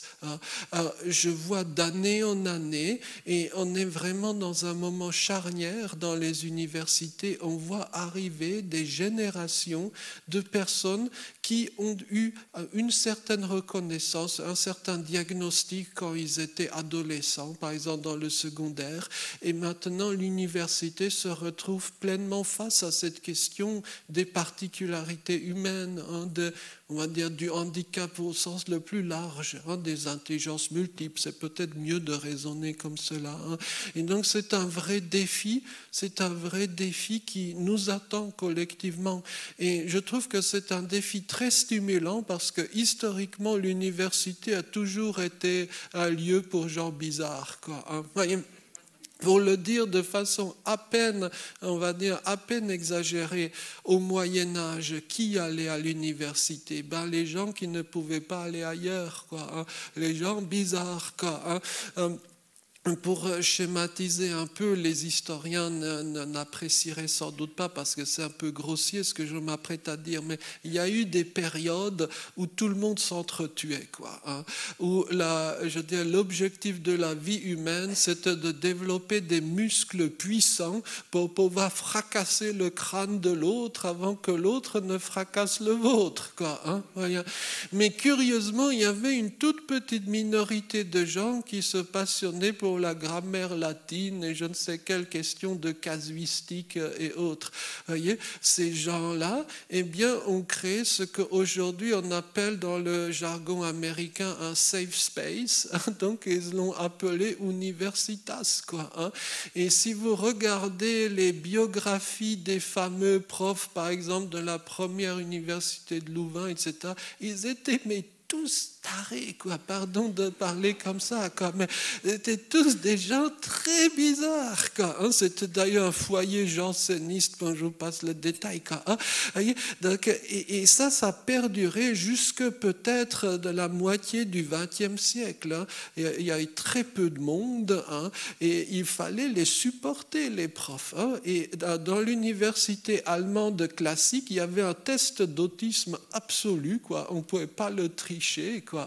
C'est pour devenir donc universitaire dans l'université allemande classique, il fallait avoir 2 doctorats successifs, quoi. Donc en d'autres termes, il fallait consacrer 2 ou 3 décennies de votre vie anonymement et solitairement à je ne sais quel sujet absolument obscur, sans rémunération. Si vous passez le cap de ça, c'est bienvenue au club, quoi. Voyez ce que je veux dire, et donc sans surprise, dans ce genre d'université-là, il y avait une prime donnée à toutes les personnes bizarres, voire franchement insupportables. Il y a des histoires mais absolument géniales sur les cours que donnait Schopenhauer, enfin je vous passe le détail. Et donc tout ça, évidemment, ce monde-là a été chamboulé avec les grandes évolutions post-Seconde Guerre mondiale. Donc, d'une certaine façon, en essayant de rendre l'université inclusive, on lui fait redonner un peu de sa saveur de naguère, quoi. Je caricature un petit peu pour les plaisirs de raconter, mais je ne pense pas que ce soit totalement faux, quoi. Bon, je crois que je vais perdre mon job.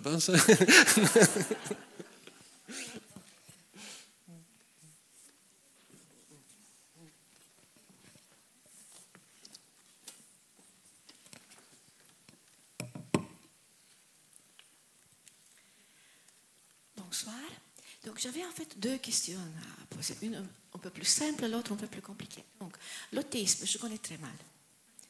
Je dois avouer. Mais donc, il paraît qu'il y a un côté génétique, mais aussi certaines circonstances ou des produits ou je ne sais pas quoi qui peuvent provoquer cette maladie. N'est-ce pas?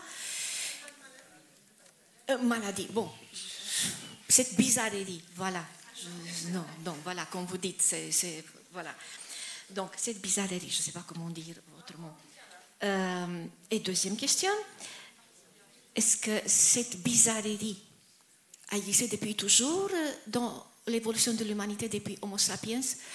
Et est-ce que c'est une étape normale dans le changement du cerveau humain? Je ne sais pas si vous comprenez ce que je veux dire. C'est une étape normale ou c'est quelque chose qui va vers quoi? Vers une autre évolution, Donc, parce que l'être humain, le cerveau humain a évolué, il continue à évoluer, en fait, changer. Donc, dans ce processus de changement, est-ce que l'autisme a quelle place? Voilà. Merci beaucoup. Merci beaucoup pour vos questions. Merci beaucoup. Si vous le voulez, je peux vous faire une suggestion de lecture. Le livre est disponible gratuitement sur Internet, si ça vous intéresse. Ça s'appelle The Prehistory of Autism, la préhistoire de l'autisme. Et en fait, le livre n'est pas consacré que à l'autisme. C'est un livre sur la question du handicap dans les sociétés très anciennes. Et la question a son mérite. À quoi pouvait ressembler la vie d'une personne handicapée pendant la préhistoire? Est-ce que vous avez une idée, quoi, Alors, nous, avec nos préjugés, nous disons souvent que c'était des périodes cruelles, mais ce n'est pas si sûr que ça. Par exemple, quand on trouve des tombes qui remontent à la préhistoire, parfois on y trouve des squelettes de gens qui avaient des handicaps, parfois même extrêmement lourds. Et pourtant, on observe que ces gens-là ont vécu. Ça veut dire que quelqu'un leur avait apporté à manger sous une forme ou sous une autre. Il y avait un système de solidarité. Donc les sociétés préhistoriques n'étaient pas forcément aussi barbare qu'on se l'imagine parfois, hein, voyez. Alors, si on en vient à la question de l'autisme, quel pouvait être le rôle d'une personne autiste pendant la préhistoire ? Eh bien, l'une des pistes que les auteurs du livre explorent, c'est évidemment la piste de ces fabuleuses peintures dans les grottes. Parce que, réfléchissons un instant, si vous voulez réussir à peindre les oreilles des fauves, vous devez avoir premièrement une extraordinaire mémoire visuelle, parce qu'il est impossible de faire entrer un mammouth ou ce genre de fauve dans la grotte, quoi. Vous voyez ce que je veux dire ? D'autre part, à l'époque, il n'y avait pas d'école des beaux-arts. Hein. Donc, si vous appreniez à peindre, vous l'appreniez par vous-même. Donc, des milliers d'heures passées dans la froide pénombre et humide pénombre d'une grotte. Ça, en général, l'être humain n'aime pas. L'être humain dit normal, aspire à chasser le bison, je ne sais quoi, dehors, quoi, voyez. Mais donc, il y avait des gens suffisamment bizarres pour avoir ce profil. Et quand on regarde les dessins faits par des personnes autistes aujourd'hui, on peut s'amuser à retrouver un certain nombre de parallélismes. Alors, c'est l'un de mes sujets préférés, mais on ne peut pas entrer dans ce détail ce soir. C'est la question de l'esthétisme et l'autisme, le goût esthétique chez les gens autistes. Bon, ce sera peut-être pour une autre fois. Hein.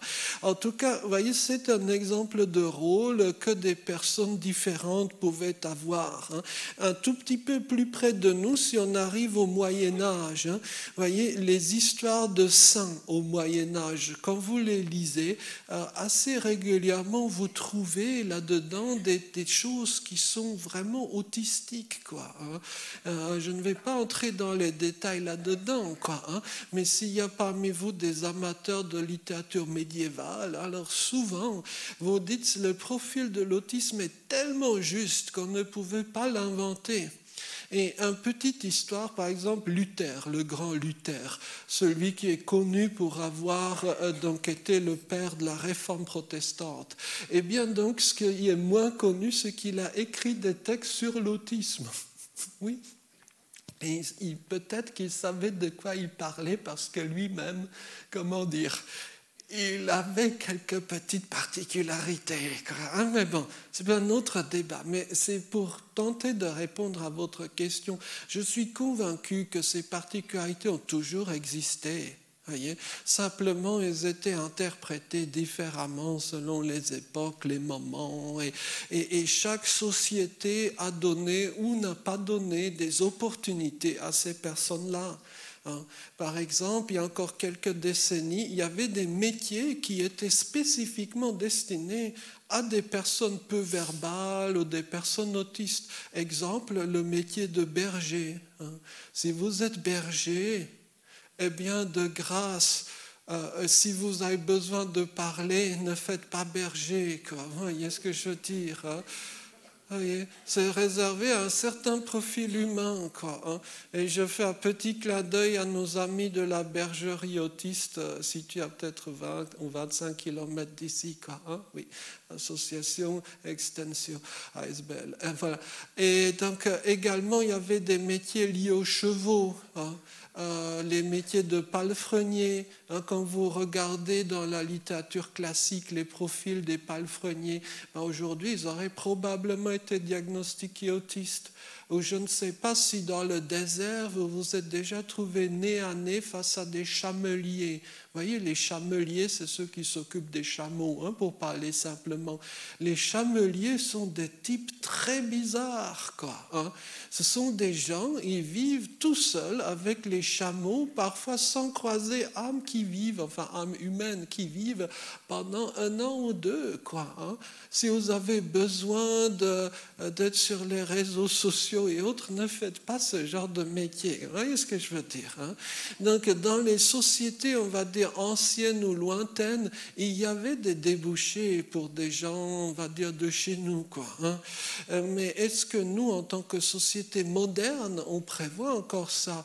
De nos jours, pour être berger, vous devez faire des études supérieures validées par le certificat de bergologie appliquée à la Commission européenne, je ne sais trop quoi. Enfin, bon, je me manque, mais c'est devenu très compliqué, quoi, hein. Donc, est-ce que notre société est si tolérante que cela? Grande question. Je crois qu'il y a des questions.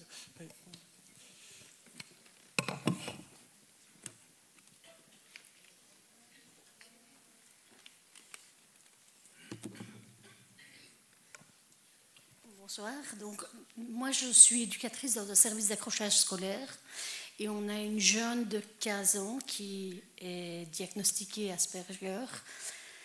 Et c'est vrai qu'on a beaucoup de difficultés à l'accompagner, qu'on voudrait le plus simplement qu'elle soit dans une bulle d'oxygène. Et j'ai envie de vous demander, vous, quand vous aviez 15 ans, qu'est-ce que vous auriez aimé qu'on fasse ou qu'on ne fasse pas surtout, parce que c'est ça aussi, parfois on la fait pleurer sans le vouloir, ou elle rentre en crise. Oui. Voilà. Oui, merci. De façon vraiment rapide, alors on ne va pas faire ce soir une formation, on va dire, méthodique aux questions de l'autisme, mais quand il y a trouble du comportement, il y a toujours une raison, quoi, hein. Et c'est la raison de façon schématique. Elle est soit liée à des problèmes sensoriels, soit elle est liée à des problèmes de communication, absence ou carence de canaux de communication. En développant les canaux de communication, on trouve des solutions pour ces crises-là. Et attention, vous pouvez être expert ou experte en supin dans la grammaire latine et ne pas savoir dire « j'ai envie d'aller à la toilette ». Vous voyez ce que je veux dire, hein? C'est être verbal, ça ne veut pas forcément dire ce que l'on croit d'habitude, hein? Ça, c'est une chose. Par rapport ensuite à ce que j'aimais faire quand j'étais ado, parfois, il y a des questions dont il vaut mieux ne pas savoir la réponse. Mais en fait, malheureusement pour vous, si j'ose dire, quand j'étais ado, j'avais un grand amour, c'était la programmation. Plus précisément, les calculatrices programmables qui arrivaient. Et j'avais réussi à contraindre mes parents à m'acheter l'une de ces calculatrices programmables. J'avais passé des années, mais totalement absorbé par cela. Donc, pas vraiment un modèle de socialisation, vous voyez ce que je veux dire, je ne suis pas le bon modèle pour ces choses. Ceci étant, et la proposition est parfaitement sérieuse, si vous voulez, on peut trouver un moment, une après-midi, où on pourrait organiser une journée, on pourrait essayer de faire quelque chose sur place. C'est avec grand plaisir, hein, c'est avec grand plaisir que je viens, si mon tyran personnel, donc l'agenda, me laisse le loisir, mais sinon, n'hésitez pas, hein. On vous invite aussi, hein. Ah, c'est gentil, merci, merci.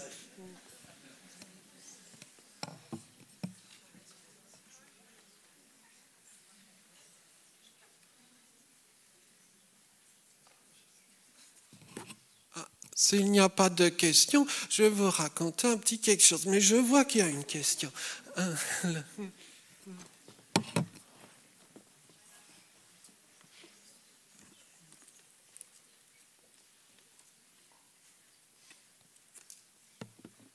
Bonjour. Si ce n'est pas trop personnel, évidemment, qu'est-ce que vous avez ressenti quand vous avez été diagnostiqué ? Merci pour la question. En fait, pour tout vous dire, à l'époque, j'étais psychiatrisé, quoi. Je recevais toutes sortes de comprimés, médicaments, j'étais cobaye, on peut le dire comme ça. Et j'étais dans un état tel que je dirais ça, plus rien ne pouvait me surprendre, que l'on m'annonce l'autisme ou le 5e mois de grossesse ou autre chose. Pardon, mais voilà. Donc ce n'est que petit à petit qu'avec, on va dire, un psychiatre un petit peu plus, on va dire, positif à mon égard, mais ça m'a pris peut-être 2 ans, quoi. Et en plus, à l'époque, il n'y avait pas autant de documents que maintenant. Il y avait 2-3 sites web mal faits en anglais, en noir et blanc. C'était à peu près ça, les sources d'information, quoi. Donc oui, j'ai mis du temps. Et en matière de diagnostic, ce n'est pas tellement le papier avec les mots qui compte. Ce qui compte, c'est de bien comprendre les choses. Ce qui compte, c'est de comprendre les interactions sociales. Ce qui compte, c'est d'acquérir les compétences. Et ça dure des années, quoi. Bon, sans donner évidemment ni de nom, ni de détails trop personnels. Il y a des gens, des futurs étudiants qui arrivent à l'université qui n'ont parfois quasiment pas de compétences sociales. Il y en a qui ne savent pas acheter un sandwich, il y en a qui ne savent pas prendre une douche. Des gens très très intelligents, quoi. Mais tout ça, on peut acquérir ces compétences, on peut aboutir à une vie, je dirais, bien autonome et même souvent beaucoup plus autonome que ce que, par exemple, les grands psychiatres pensaient, quoi. Vous voyez, je dirais, ce n'est pas une question de niveau, quoi. C'est une question de cheminement. Et donc, merci pour votre question. Et pardon d'avoir des réponses un peu surprenantes parfois.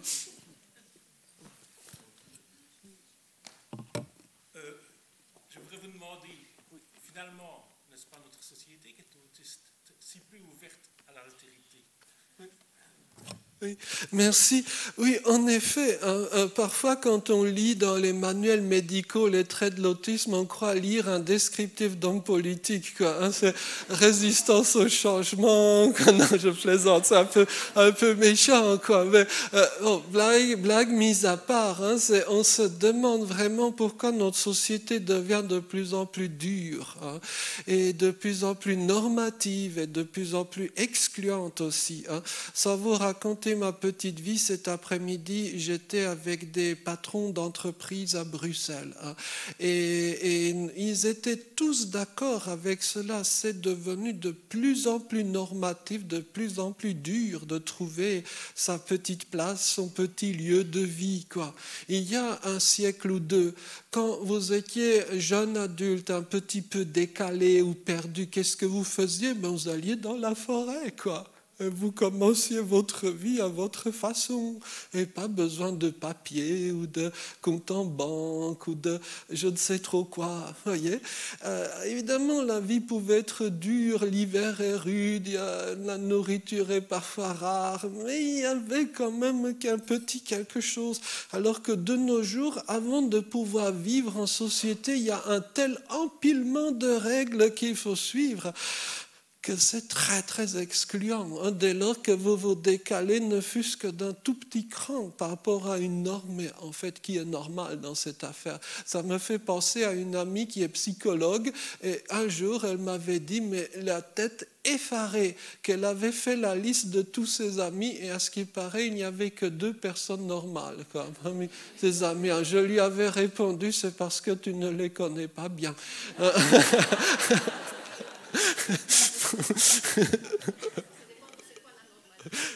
C'est ça. Je crois qu'il y a une question. Oui. Bonsoir Joseph, je vous remercie beaucoup de votre intervention de ce soir. Mes collègues et moi, nous travaillons quotidiennement avec des personnes autistes, mais pas ceux qu'on appelle Asperger, mais ceux qui ont une déficience mentale en plus liée. Et donc notre question c'est... est-ce qu'on peut se servir de ce que vous nous apprenez à travers votre discours, de votre vie et de la vie de vos amis, pour essayer de comprendre mieux les personnes avec qui on travaille tous les jours, parce que c'est effectivement soit des personnes non verbales ou avec une verbalisation qui n'est pas aussi claire que la vôtre, qui est collalique et des crises assez fréquentes. Et donc voilà, on se demande si on peut éclairer notre compréhension de leur attitude au travers de votre discours. Merci beaucoup. Et si vous le voulez, je peux tenter de répondre tout d'abord par une anecdote. En fait, c'est une anecdote répétitive parce qu'elle se produit assez régulièrement. Voici l'anecdote. On me fait venir pour faire des formations dans des établissements de personnes handicapées. Donc le terme est pudique, mais en fait, ces lieux ne sont pas toujours, on va dire, de bonne qualité. Soyons honnêtes, il y a des lieux excellents, mais il y en a d'autres où j'ai parfois peur. Alors, pas peur des personnes handicapées, mais peur un peu du fonctionnement des choses. Alors, l'anecdote, c'est que le matin, quand j'arrive avec mon sac à dos, je sonne à la porte. Il m'est déjà arrivé plusieurs fois que la personne à l'accueil me donne des clés, quoi, en pensant que je suis le nouveau résident, quoi, voyez. Et alors, pour moi, c'est une bonne nouvelle parce que je me dis que cette professionnelle-là, qui pourtant voit passer du matin au soir des gens, si cette personne-là voit que j'ai le même profil que les gens de l'établissement, c'est un très bon signe, quoi. Vous voyez ce que je veux dire? Ça veut dire que le fonctionnement de la personne n'est pas à données génétiques. Vous voyez? C'est un fonctionnement qui s'acquiert peu à peu au cours de la vie. Et peut-être sans entrer dans les détails et toutes sortes de charabia, j'ai juste une question à vous poser. Pourquoi est-ce que vous parlez? Vous savez parler, mais pourquoi est-ce que vous parlez? En fait, vous parlez parce que vous en tirez avantage. Imaginons, j'ai soif. Donc je dis, j'ai soif. Une bouteille d'eau arrive devant moi, n'est-ce pas magique? Mais sauf que imaginez maintenant que vous essayez de parler et qu'aucune bouteille d'eau n'arrive. Est-ce que vous continueriez dans vos tentatives? Vous l'avez compris, j'ai une façon un petit peu bizarre de parler. C'est pour ça que je fais de la radio. En fait, non, c'est une blague. Mais j'ai une façon bizarre de parler. Et donc, aujourd'hui, quand je parle à l'improviste, par exemple, dans la rue, avec des gens qui ne me connaissent pas, peut-être dans 1 cas sur 5, j'ai une mauvaise réaction. La personne essaye de m'imiter, ou se moque de moi. Quand j'étais plus jeune, c'était 1 fois sur 3. Et imaginez maintenant quelqu'un qui a un défaut d'élocution un tout petit peu supérieur au mien. Tout simplement, le jeu n'en vaudra plus la chandelle, quoi. Et il faudrait être fou ou suicidaire pour s'obstiner à essayer de parler si ça ne mène à rien d'intéressant, de concret pour vous. Voyez? Et alors, c'est un exemple, mais c'est pour vous dire que la compétence verbale ou la compétence, on va dire, sociale de la personne, c'est le résultat, on va dire, plus des opportunités données à la personne pendant notamment ces jeunes années que d'un donné génétique. Voyez. Et là encore, je me sens gêné parce que je ne veux surtout pas trahir l'identité des gens. Mais je peux vous dire que j'ai des étudiants. Si je vous les montrais en photo, vous jureriez que cette personne doit rester enfermée dans un box avec la nourriture à la pipette, quoi. Voyez. Tellement le handicap paraît lourd. Alors c'est vrai que la personne est handicapée, mais grâce à des années de boulot, elle a pu acquérir, développer des compétences et elle en acquiert toujours aujourd'hui.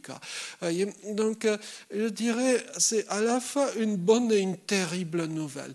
Alors c'est évidemment une bonne nouvelle parce qu'il y a de l'espoir, mais c'est aussi une terrible nouvelle quand on songe un peu aux générations sacrifiées. Et ça, c'est le côté terrible un peu de la chose.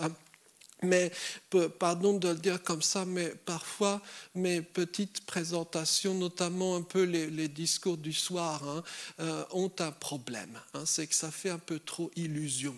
Vous savez, ça fait des années et des années que je fais ça pour parler du handicap aux gens.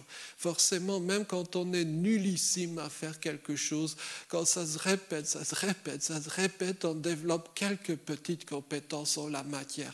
Mais dans la vraie vie, mes compétences sociales ne sont pas du tout en proportion de peut-être l'image que vous pouvez avoir d'une petite soirée. Il y a plein de choses que je ne sais pas faire. Je ne sais pas faire un nœud de cravate, je ne sais pas aller chez le coiffeur, je ne suis jamais allé chez le coiffeur. Je ne sais pas conduire une voiture. J'ai habité chez mes parents jusqu'à leur décès. Et peut-être que vous l'avez remarqué, mais j'ai de nouvelles lunettes. Oui, mais attendez, pourquoi j'ai de nouvelles lunettes? Bon, les précédentes étaient très, très abîmées. Je voyais à peine la lumière du jour. Non, je me moque. Mais j'ai de nouvelles lunettes parce que ma patronne, ma chef, a fait toutes les démarches avec moi, quoi. Et c'était pas il y a 20 ans, hein, c'était il y a 3-4 semaines, quoi. Vous voyez ce que je veux dire? Donc, un peu, voyez, attention un peu aux conclusions hâtives. Les gens ont leur profil à eux, ils peuvent apprendre, mais les choses ne sont pas forcément si simples qu'il n'y paraît. Mais je suis convaincu qu'on peut proposer un bien meilleur, à la fois cadre de vie, une meilleure qualité de vie et surtout un meilleur parcours de vie à toutes les personnes. Non, tout le monde n'est pas destiné à être professeur de mathématiques à l'UNIF et j'ajouterai Dieu merci, mais tout le monde peut avoir une vie tout à fait intéressante et contribuer beaucoup de choses à la société. Et j'en suis de plus en plus convaincu.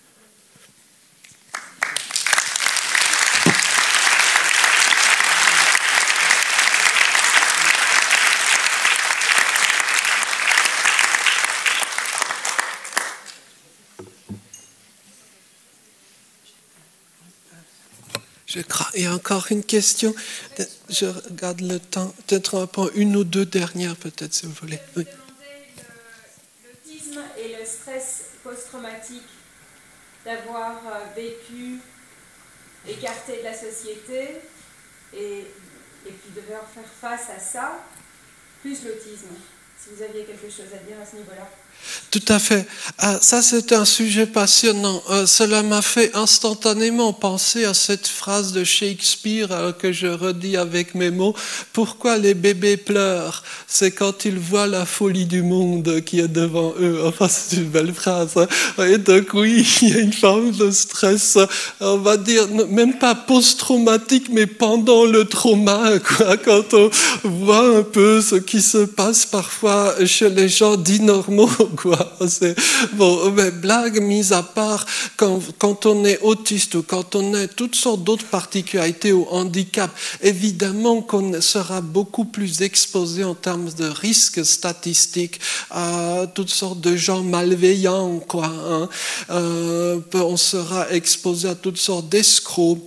On sera victime, oui. Il y a une plus forte probabilité de se faire arnaquer par beaucoup de gens et pas d'être victime de violence aussi. Alors, je ne sais pas si vous avez entendu parler, bon, ce sera un peu glauque, hein, mais vous excuserez, peut-être que vous avez entendu parler dans les grandes affaires criminelles d'un personnage qui s'appelait Émile Louis. C'était un tueur en série français qui visait des jeunes filles, ou plutôt des petites filles handicapées, mentales en particulier. Pour moi, bon, j'avais entendu ce nom, mais pour moi, c'était de l'histoire très ancienne, quoi. Hein. Sauf qu'un jour, dans le cadre de mes activités militantes, je me suis retrouvé nez à nez avec donc une femme qui avait été dans le car scolaire que conduisait ce monstre-là. Et donc, aujourd'hui, bien sûr, des années plus tard, elle a acquis toutes sortes de compétences, mais elle m'a raconté qu'en fait, ce monstre ciblait uniquement les petites filles qui avaient un certain visage, quoi. Sans doute autistes, hein. Bref, en plus des questions à dire de handicap cognitif, etc. Donc, oui, il y a un certain nombre de choses pas très rigolotes, pas rigueur du tout, qui risque de vous tomber dessus, hein, quand vous avez une différence. Mais néanmoins, je pense qu'une vie d'autiste peut être une vie tout à fait heureuse, et peut être une vie tout à fait correcte, même s'il s'est passé des choses pas très rigolotes.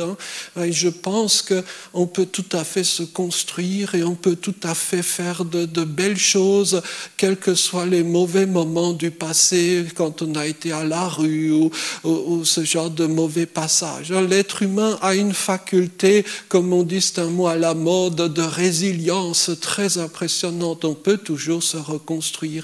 Et c'est ça, je pense, la bonne nouvelle du jour, enfin du soir.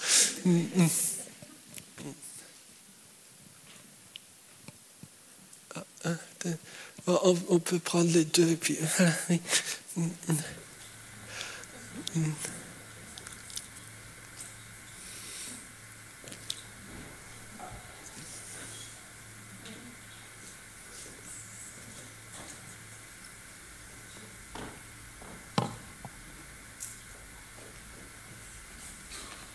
Alors j'aimerais bien parler de deux choses.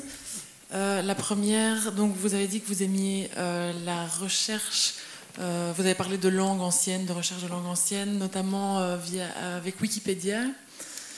Vous avez parlé aussi donc des restaurants, je vais aborder ces deux thèmes-là. Aux États-Unis et en Asie, c'est vrai qu'il y a de plus en plus dans les restaurants, pas uniquement McDonald's, mais aussi dans d'autres enseignes, il y a de plus en plus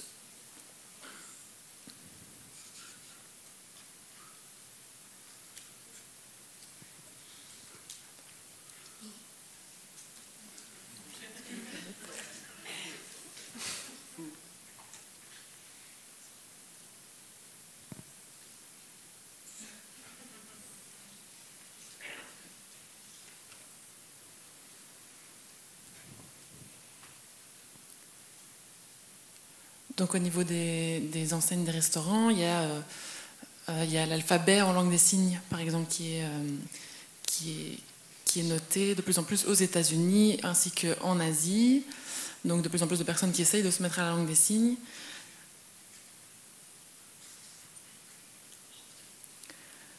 Et c'est vrai que ça m'a fait penser à ça, le fait que vous parliez de langue ancienne. Est-ce qu'il y a aussi des personnes autistes peut-être qui se sont intéressées à ce genre de choses par rapport à la langue des signes sur Wikipédia notamment ? Merci, c'est une très bonne question et la réponse est oui. Et il y a même des événements qui sont organisés régulièrement sur la question autisme, langue des signes. J'ai souvenance d'avoir participé à quelques-uns de ces événements en Suisse. Je ne sais pas si en Belgique il y a ce genre de choses, mais ça pourrait être organisé. Et on observe qu'un certain nombre d'enfants autistes peuvent apprendre la langue des signes avec un grand bonheur. Notamment les personnes qui ont des problématiques d'élocution et d'apprentissage du langage oral. Donc oui, je suis convaincue. J'ai un gros problème, c'est que donc je n'ai pas appris à signer moi-même et peut-être qu'un jour l'occasion se présentera, mais pour le moment j'ai ce gros défaut parmi d'autres. Voyez. Donc je suis convaincue qu'il y a quelque chose à creuser à ce niveau-là. Tout comme, par exemple, beaucoup d'enfants autistes apprennent assez facilement le chinois. Pourquoi le chinois ? Parce que les caractères chinois racontent tous une histoire. Ce sont donc des dessins stylisés. Pour le dire avec un ou deux exemples, par exemple, le caractère pour dire forêt, ce sont deux caractères arbres l'un à côté de l'autre. Voyez ? C'est tout à fait logique. Ça me fait penser à cette petite fille autiste à qui un prof avait demandé le pluriel du mot arbre et elle avait répondu forêt. Donc si ça s'était passé en chinois, elle aurait eu raison, quoi. Oui, tellement c'est logique. Et comment on représente les idées abstraites en chinois, par exemple, comment est-ce qu'on représente le bien au sens bien bon, quoi, vous voyez, cette notion-là. Eh bien, donc, on représente ça par le caractère caractère qui est le caractère femme et le caractère enfant. C'est dans la culture chinoise classique, femme et enfant, c'était l'incarnation un peu du bien ou du bon, quoi. Le fameux hao, hein, quand dans le bonjour, hein, le bon, hein, voyez. Donc c'est ça. Donc il y a une forme de logique profonde, et comme les gens ont souvent une mémoire visuelle très forte, et bien souvent ils apprennent très facilement du mal les caractères chinois. Alors, si vous le permettez, alors, si je sais que le temps est dépassé, mais je vais me faire plaisir si vous le permettez. Je vais vous dire un peu ce qui occupe mes nuits, quoi. Hein, voilà. Vous me direz où est-ce qu'il nous emmène, mais rassurez-vous, on va très vite retomber sur nos pattes. Voici une carte de la péninsule arabique. J'ai mis une grosse flèche bleue pour vous montrer un endroit très particulier à la frontière entre le Yémen ici et le sultanat de Oman. Alors, le Yémen, pour moi, c'est un peu un lieu toujours qui occupe mon imaginaire. J'ai été l'un des derniers occidentaux au Yémen. Bon, je vous passe les détails. Oui, je suis un peu fou par moments, même souvent. Et donc, à cet emplacement-là, à la frontière entre le Yémen et le sultanat d'Oman, eh bien, il y a la région qu'on appelle Hadramaut. Alors, les arabisants trouvent ça toujours très drôle parce que littéralement, ça veut dire la mort est arrivée, quoi. Maut, c'est la mort en arabe classique, et Hadara, c'est le verbe arriver, quoi. Hein. Donc, bref, la mort est arrivée. Bon, c'est une très, très jolie appellation pour une contrée où il vaut mieux ne pas aller, hein, on va le dire clairement. Voilà. Donc, qu'est-ce qu'il y a de particulier dans cette province? Eh bien, pour le comprendre, il faut se plonger dans un très vieux texte. Si vous connaissez le livre de Yeshayahu, enfin Isaïe en français si vous préférez, dans le livre d'Isaïe, il est question d'un sol brûlé ou d'un désert qui va soudain fleurir comme la rose. Alors vous me direz, comment c'est possible? Est-ce que c'est un miracle? En fait, non, ce n'est pas un miracle, c'est un phénomène climatique. Parce que cette région-là, et uniquement celle-là, eh bien, quand vient le mois de juin-juillet, eh bien, arrivent les nuages, arrive la mousson. C'est le seul endroit du monde arabe où il y a la mousson. Et donc, soudain, il se met à pleuvoir, et en l'espace d'une nuit, eh bien, le désert devient un jardin. Et c'est dans ce climat absolument unique que pousse un arbre qu'on ne trouve nulle part ailleurs, c'est l'arbre à encens. Est-ce que vous êtes demandé d'où venait l'encens? Je parle de l'encens naturel, je ne parle pas des trucs chimiques. Hein? L'encens naturel, ça vient de cet arbre-là.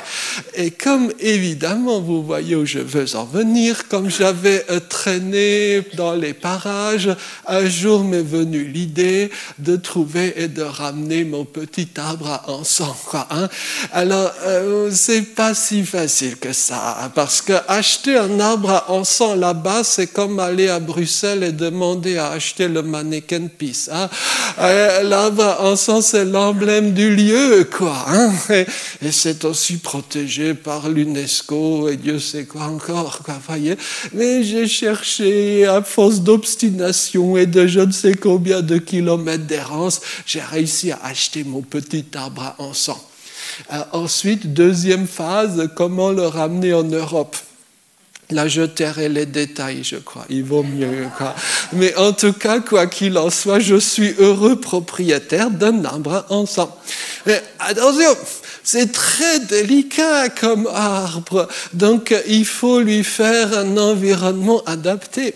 Alors, ici, vous voyez le petit arbre à encens. Il a un double système d'arrosage, le tout évidemment commenté à distance. Il a un éclairage horticole, 2 humidificateurs différents. Il y a donc un chauffage caché et le tout est chauffé au minage de crypto-monnaies, évidemment. Donc, si vous voulez savoir pourquoi je suis crevé le matin, on a fait l'explication, enfin crevé mais heureux, quoi. Hein? Et le petit arbre à encens pousse très vite. Hein? N'est-ce pas beau? Bon, allez, je vous ai déjà assez raconté de bêtises et assez embêté. Il ne me reste plus qu'à vous remercier pour votre patience. Et vraiment, merci d'être venu malgré le reste de Covid et je ne sais trop quoi. Et à bientôt, je l'espère. Au revoir.